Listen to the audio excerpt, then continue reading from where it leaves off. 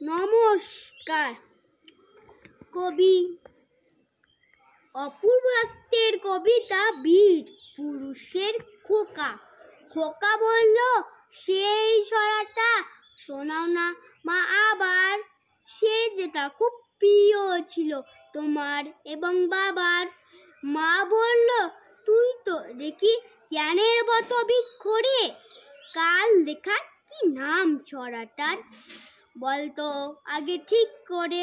ওই যে গো মা, যে ছেলেটা রাঙা ঘোড়ার চড়ে। মাকে নিয়ে ঘুরত বিদেশ দিকে দিগন্তরে। সন্ধেবেলা সূর্যি ঠাকুর যেই বসত পাতে, হঠাৎ এসে পৌঁছে যেত জোড়া দিঘি মাঠে। মা গো, তুমি বলতে পারো জায়গাটা ঠিক কোথায়? সত্যি কি মা, ভয় চলে যায় মরা নদীর সোতায়।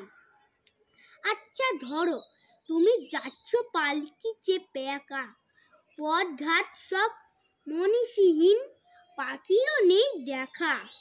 গাছের মাথায় ঘনা অন্ধকারে দেখা যায় না ভালো। ভাবো হঠাৎ দিঘির পাড়ে দেখতে পেলে আলো। নমস্কার।